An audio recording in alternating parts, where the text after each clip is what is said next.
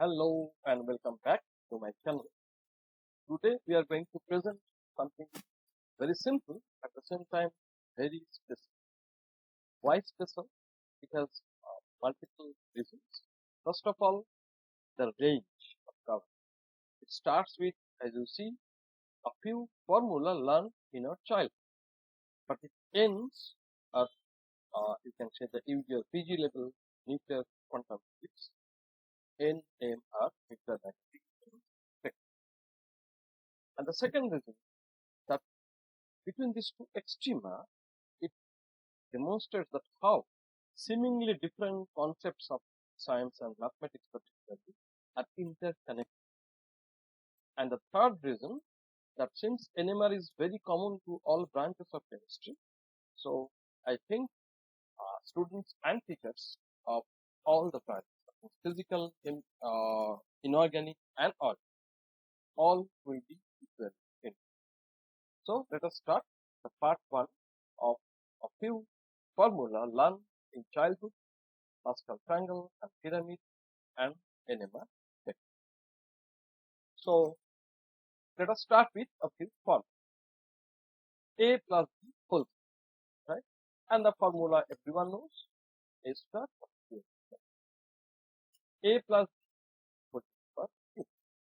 So again, you can get it by multiplication, but finally the formula looks like AQ plus BA square plus AB square plus B. And we can go like that for A plus B whole plus 4.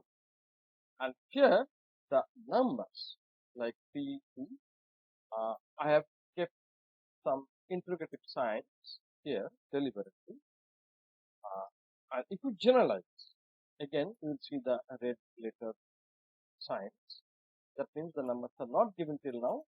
And why? Because I will explain this particular sign, interrogative sign, from 3 different aspects of angles. Number 1 is interpretation. So I'd like to see from different angles or interpretation. Secondly, is there any general formula for a very general term a to the power n minus k, b to the power k, but the power of power when added always gives you n, right? And is there any shorthand thumb rule to remember this expansion and the numbers? We can call it coefficients. Okay, so let us start with the interpretation, and you see how a concept of arrangement is connected to this form. How? You see 2AB. Now if you ask AB, how many ways you can arrange? Of course, AB and B. Similarly, if you ask A squared, how many ways you can arrange? Obviously, 2 A's and a single B, and that single B can be at the right, at the middle, at the left, and there is no other way. So it's 3, and similarly for AB squared, you can get the same answer. So now our next point to explore, is there any general formula? Okay, we know the formula, NC factorial n by factorial k into n minus k factorial. Okay. And actually this is a formula related to combination. So what does it physically mean? Simply how many ways you can pick up k number of objects out of a total of n number of objects. How many ways you can combine, right? The combination. And how this combination concept is connected to our expansion problem? Well, let us ask in a different way, in different words. That A, B, 2 objects, A and B. So how many ways you can pick up A, that is single out of. So it is NCK 2C, and the answer is 2. So this is the formula. And for A square, so you can ask here interestingly 2 questions. That how many ways one object, that is B, can be picked up from 3 objects, or you can as well ask the question, how many ways you can pick up or choose 2 objects, that is 2 A's from a total of 3. So either the question is what's the value of 3C1 or 3C2. And interestingly, the same answer, and that's why we get E here, and similarly here also we get. And you can check for A plus B whole to the power 4, and this time the question is, okay, so AQB, there are two questions, either 4C1 or 4, right? And similarly for ABQ, again 4C1. How many ways you can pick up 3 objects out of 4 or 1 object out of 4? In both the cases, the answer is 4. Fine. What about the term A square? So again, here the total number of objects is 4, but you can ask that how many ways I can pick up 2 objects out of 4, because there are 2 A's or 2 B's, the same. So the 4C2 value gives you the answer, and that is it. So here we get 4 and 4 in the blue position, and the red position we get. So of course they are A to the power 4, 4AQB, and so on. And now we can guess that what's going to be the general formula for A plus B whole to the power n. It's a long expansion with this coefficient term are given by NC0 to NCn, because it is NCk in general, and k goes from 0 at your left to n at your right. So NC0 to NCn. Okay, and of course everyone knows that this is our very popular binomial expansion. So arrangement, combination, binomial expansion, all are interconnected. Now we are going for the third proposition. What is the thumb rule to remember this proposition? So let us go back again to the formula. A plus B whole. For simplicity, let us just eliminate the letters A or B. Just pick up the number. So 1, 2, 3. So we write 1, and you go ahead with the next formula, 3, and here you pick up the numbers only 1, 3, 3, 1. Here, 1. And you can go ahead. So we have already got for A plus B whole to the power 4, so we can write 1, 4, 6, 4, 1. And probably you can guess that it's going to be like a triangle, and you can guess also that what is going to be the next line. How? Because you see 4, the previous line 1 plus 6 is in between 3 and 3, so it is 3 plus 3, and similarly 3 plus 1. So you expect that the next line 1 would be at your left and 1 would be at your right, like the other lines. But in between 1 and 4 it will be 5, here 10, here again it will be 10, and here 5. So let us see. Yes, they are okay. But before that, let us make it a complete, give a complete set from top. A plus B whole square, so A plus B whole square 1, so it is A plus B, so 1. And why not the other one, that is A plus B plus 0, and that gives you simply 1. So now it gets a better set of a triangle. Now we are coming back to the next line, A plus B whole square 5, and as I've explained already, that it should be 1, 5, 10, 10, 5. Of course, the expansion formula exactly includes those 1, 5, 10. Okay. And this is our very famous, popular Pascal Triangle. Right? So that gives you a thumb rule for remembering this coefficient for any A plus B for n. Okay. There are many features of the triangle, but one of the important features is very symmetric, as you see from the number. And if you plot it, it will be even more apparent.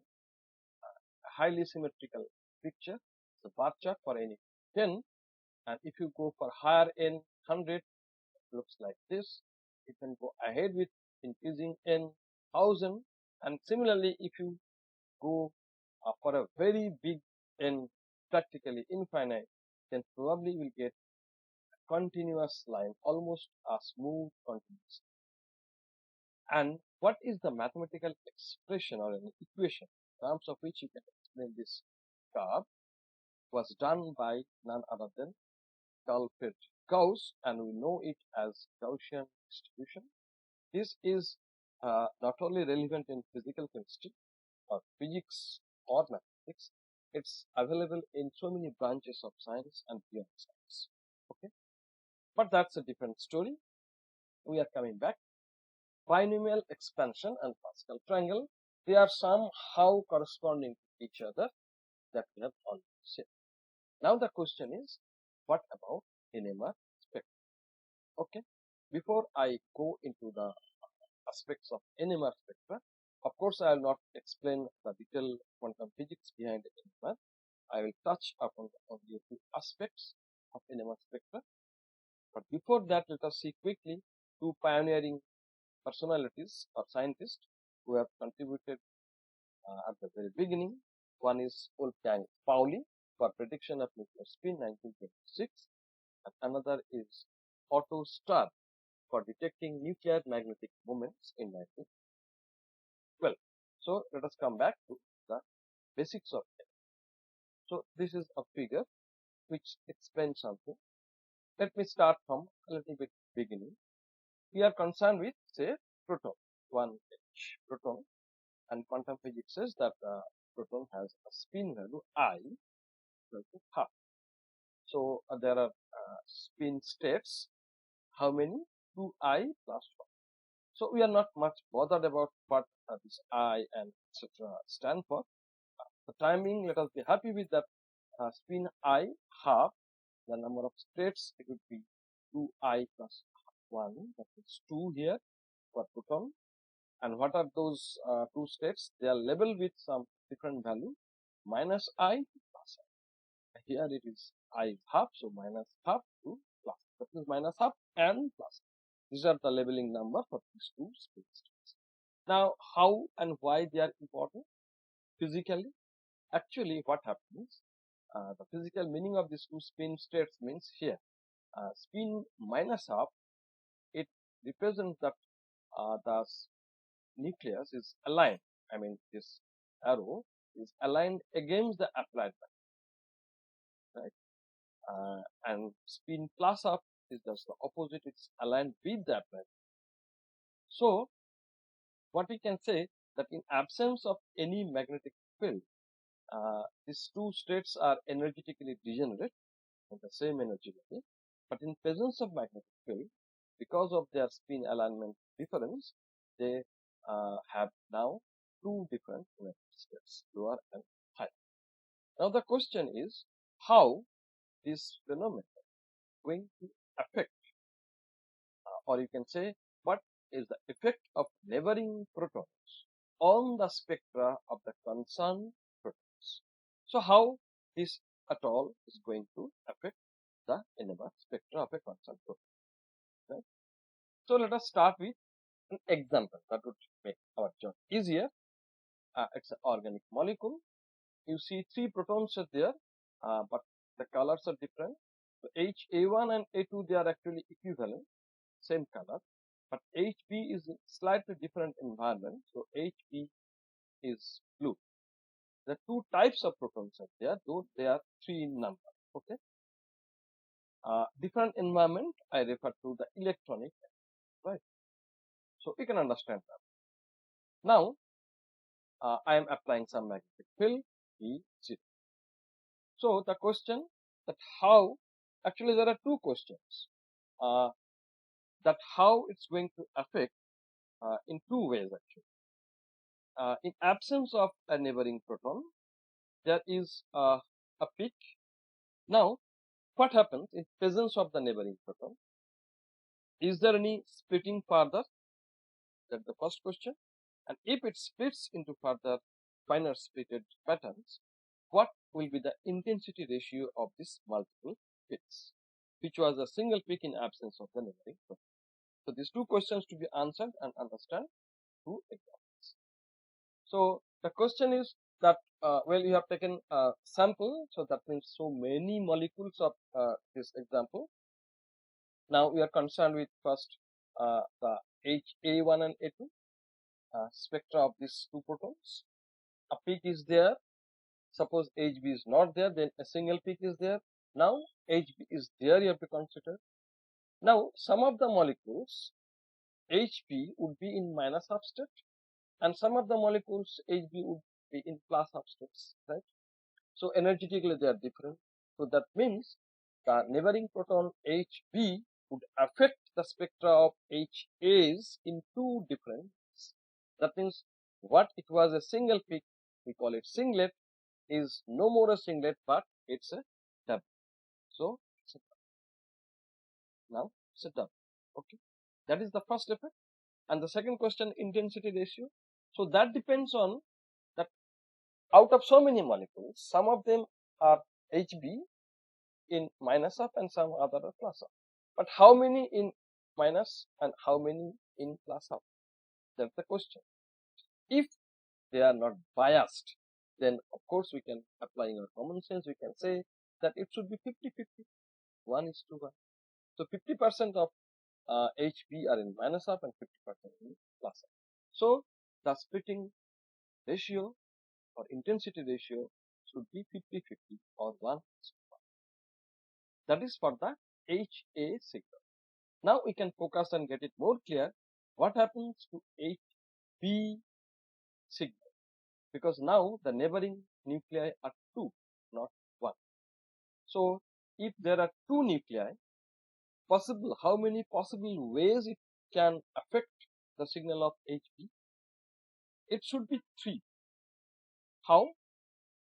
Because some of them plus plus, some of them can be minus minus half, and in the middle some of them would be HA1 is half and HA2 in minus half, and some other cases HA1 is minus half and HA2 is plus half. So the ratio comes naturally 1:2, right? Because the molecules are not biased, we can assume.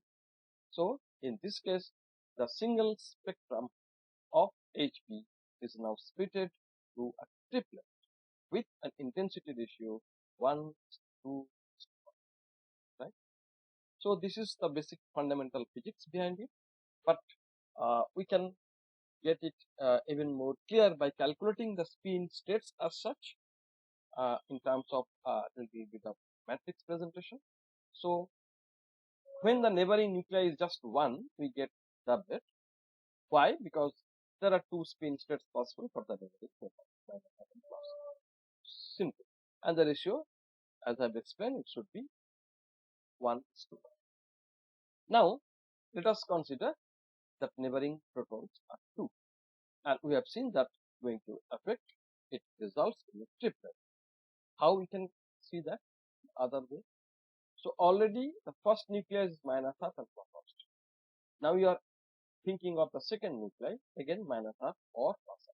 So they will combine minus half and minus half. When added, that would give you a total spin of -1. Similarly, minus half and plus half 0. Here you will get a 0, plus half and minus half, and finally plus half and plus half 1. Right? So -1 and 1, they arise once only, but 0 arise twice, and that's why the ratio is 1:2. So that is how we can go ahead with for the next n=3. Obviously we are going to get a quarter. So you can see the pattern. If n is 1, doublet, n is 2, triplet, n is 3, quarter. That means n is n, we are going to have n plus 1 triplet. Okay. So let us come back that how we can, by means of this matrix approach, we can calculate the ratio in this. How? So it's the 2:2 situation that we have already calculated. -1, 0, 0, 1. Okay. Now the third nucleus you are considering. So it can have either minus half. So it combines this minus half combines with this 2 nuclei situation, and minus half -1 -3/2.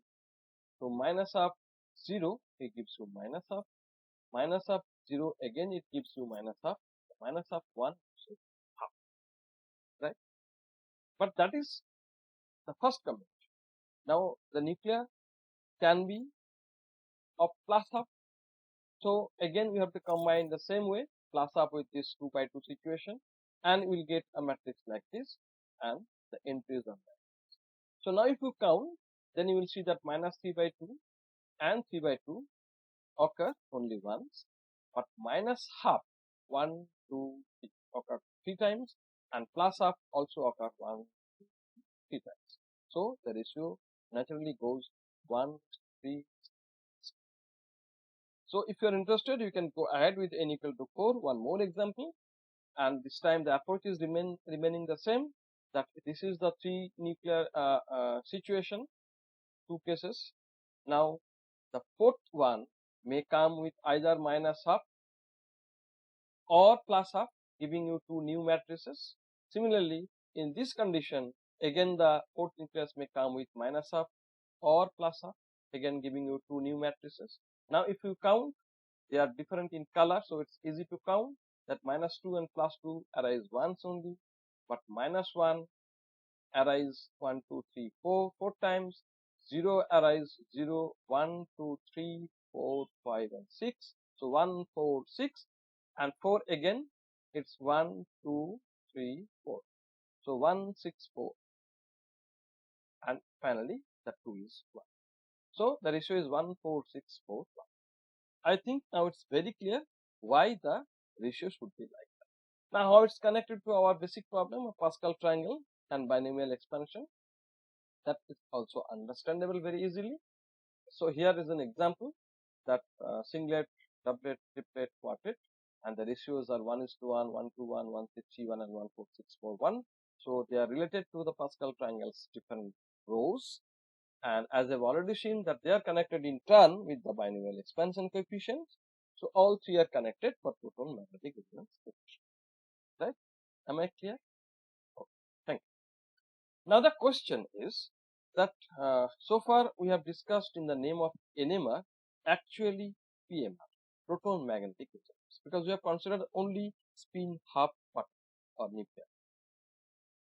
But there are so many nuclei with other spin values. For example, spin can be in general they are either integers or half integers. So it can be 1, 3 by 2, 5 by 2, 3 and so on.